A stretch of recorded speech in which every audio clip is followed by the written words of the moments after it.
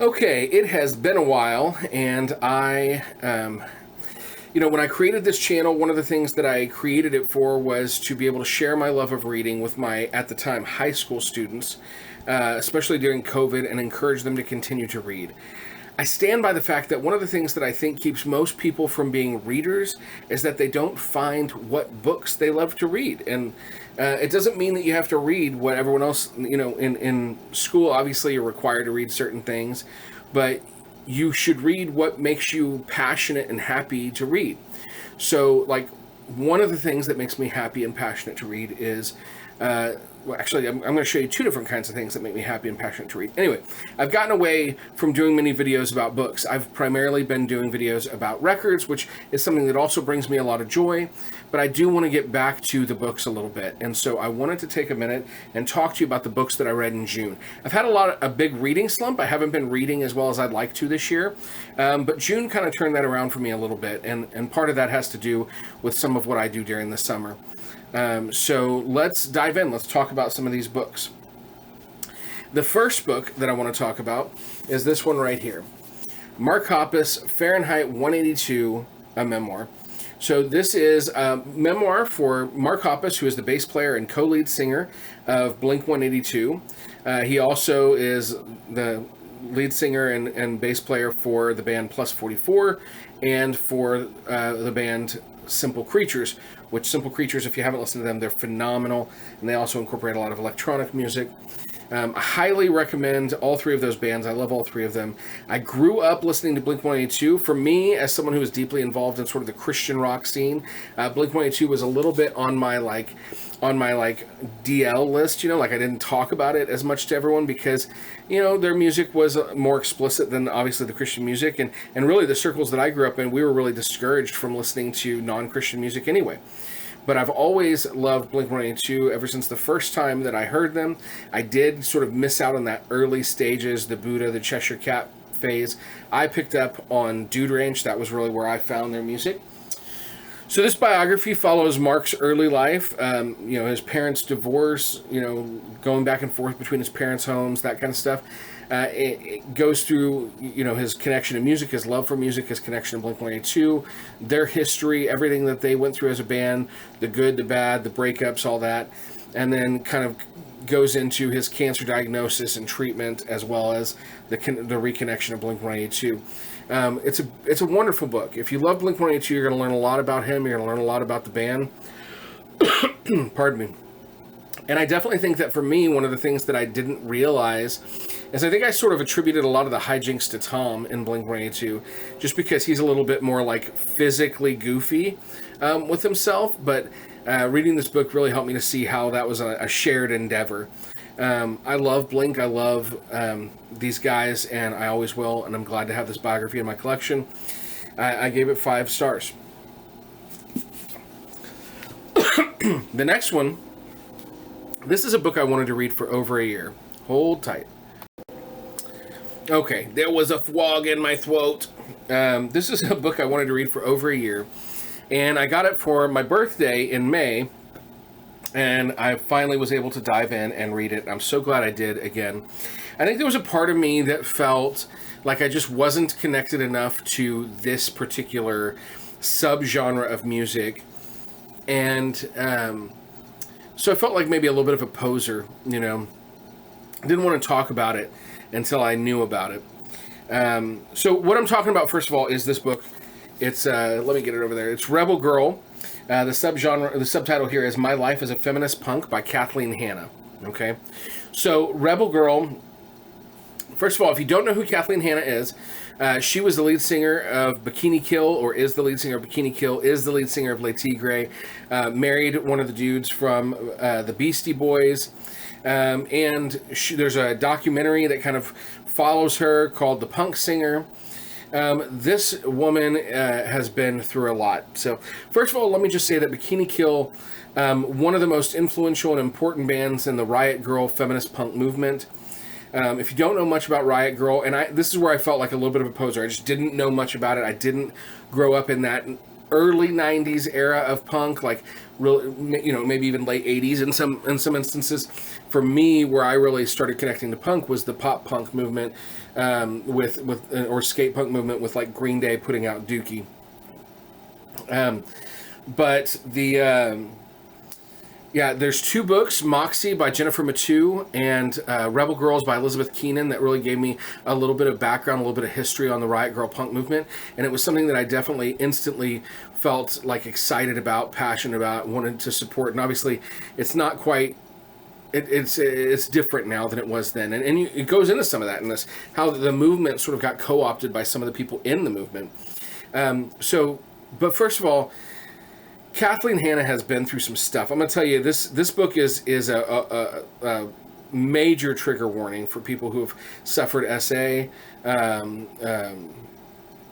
She suffered SA at the hands of many people that she really trusted and cared for.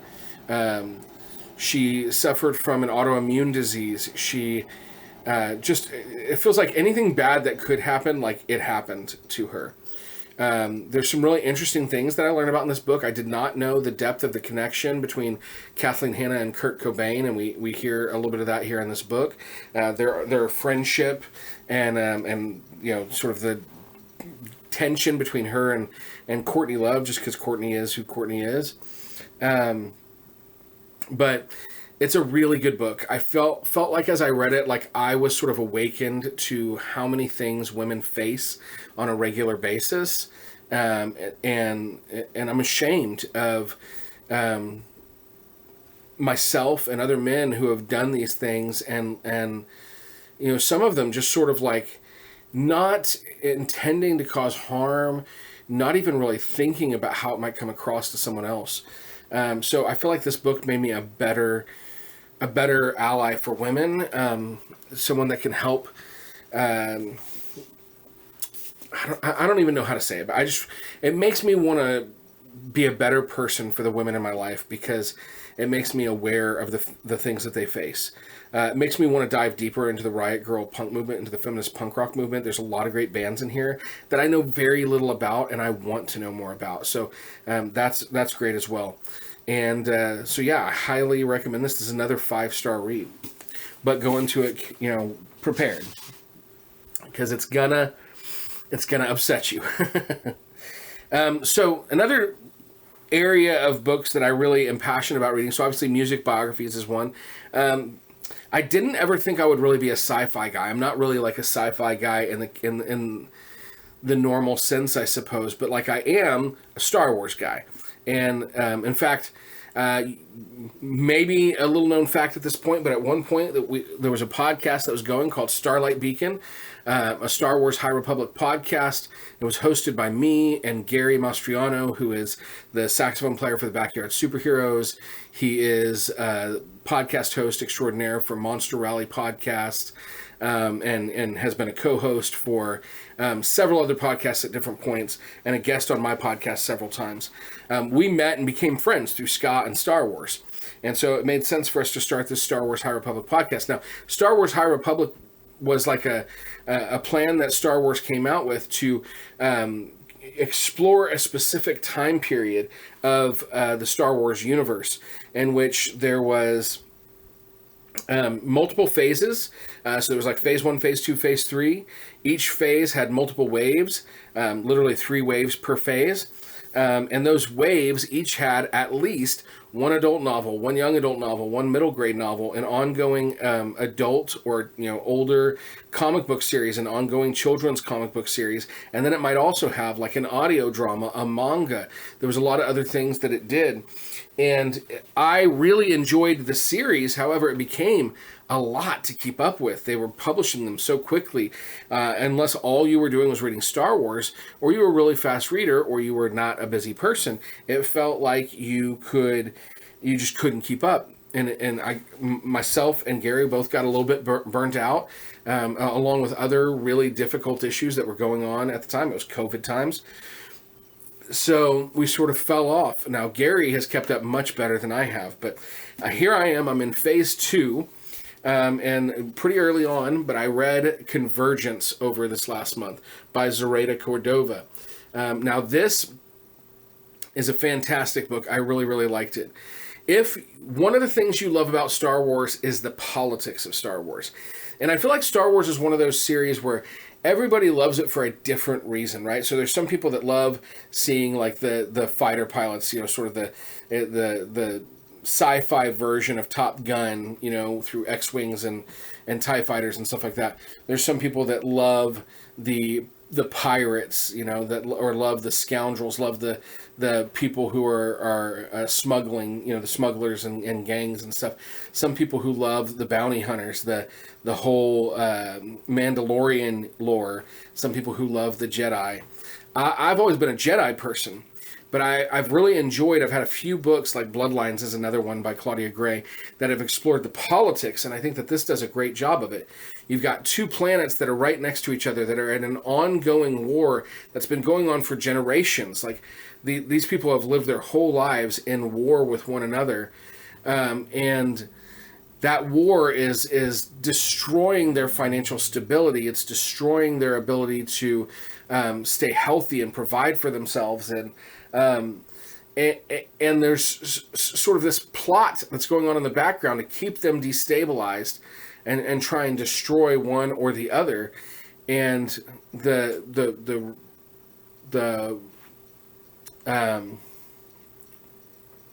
what's the word I'm looking for? The Republic and the Jedi get involved to try and help to create some sort of lasting peace. But there's this ongoing plot that's sort of disrupting that. This is a fantastic novel. I really, really enjoyed it. Highly recommend it. And there's a lot of things that I think feel relevant in our current society with sort of the crazy political things that are going on. So those are my three larger novels that I read during this month. I also read a novella, which I can't show you. I mean, I could put a picture up, but I'm not going to go through all that editing process right now. But it's a novella called Foster by Claire Keegan. And that is a beautiful short novella, about 80-something pages, won a bunch of awards. It's this very beautiful, moment in Irish life kind of story that is also specifically diving into some of the young poverty and that kind of stuff that exists in Ireland at the time of the story. Beautiful. My faculty book club read it. We weren't all on the same page, but what we thought about it, and I think there were some that were kind of like, is that it? It just sort of leaves off. But it was very good. The other thing I did is I tried to read some of the Bluebonnet award-winning books, or the books that are on the Bluebonnet list. Now, the Bluebonnet list, if you're not from Texas, the Bluebonnet list is a list of 20 books, really geared towards elementary ages that are, the idea is to highlight some fantastic books, and then the kids get to vote on what they think is the best book.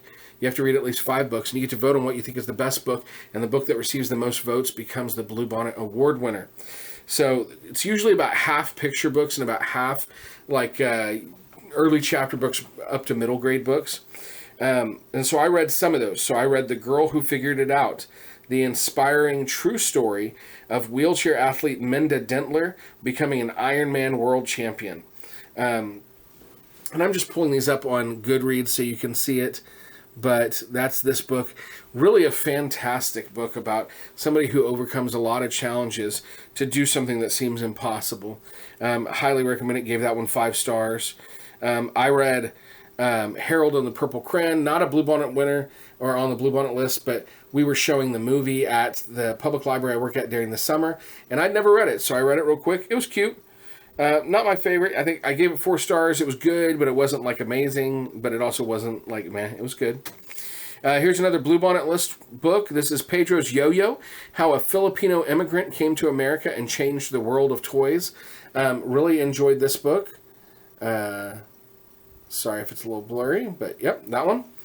Very, very good. Enjoyed that. That was a 5-star. Quick read. This one, Erno Rubik and His Magic Cube. So this is about the Rubik's Cube. It was good. Maybe a little bit of a letdown for me, honestly. It was a 3-star is what I gave that one. But it was all right. I think they could have done it a little bit differently, but, I'm not a writer children's book author yet. Maybe one day. But anyway, another one was Volcanoes. Now, we had a book called Caves on the Bluebonnet list like last year by the same author. And these are really good. It's good to get some nonfiction in there that's not a biography, that's teaching about something. I learned some stuff about volcanoes reading that. Gave that one 4 stars. And then the last one here, I think this is the last one, is Haiku Ew, Celebrating the Disgusting Side of Nature. And there's been a lot of these kind of books. Oh, hopefully it'll fix. There we go. Been a lot of these kind of books lately in the old Bluebonnet list. They're definitely books that the kids love to read, and that the adults are kind of like grossed out by. Like I learned reading that book that lobsters pee out of their eyes. Didn't know that. And one more that was not on the Bluebonnet list, but I read because I was kind of looking at it for a possible program at my school this next year, was Today My Brain is a Dinosaur. Let's see here. There we go. And this one's really good. It kind of deals with like sort of neurodivergent kids and the different ways that their brains may make them feel, trying to process things, and kind of some ways to communicate more effectively with those kids. So highly recommend that. So overall in June, I read, let's see, 1, 2, 3, 4, 5, 6, 7, 8, 9, 10, 11 books. And they were great. They were all really great. I really enjoyed all of them. There was only one that I gave less than 4 stars to. And so, yeah. What are you guys reading? Let me know down in the comments. What are you planning to read? My goal, I set a goal before summer, and I typically overdo this. I typically get a little crazy. But I set a goal for what I wanted to read during the summer. And this is what my goal was. It was Kathleen Hanna's Rebel Girl, Zoraida Cordova's Star Wars The High Republic Convergence, and Claire Keegan's Foster. And the last one is John Green's Everything is Tuberculosis. That is the only one that I have not yet read this summer. It's not super long. I definitely hope to read it this summer. I'm in the middle of a book right now that I'm sure I'll be talking about at the end of July, called The Widening of God's Mercy by Christopher B. Hayes and Richard B. Hayes. So I will finish that, and then I'm going to get on to Everything is Tuberculosis. And then maybe another Star Wars High Republic book. That's my plan. Tell me what your plan is, what you're planning on reading. Any of these books that I read that you really loved, tell me about that. Like, comment, subscribe, share this, and keep reading.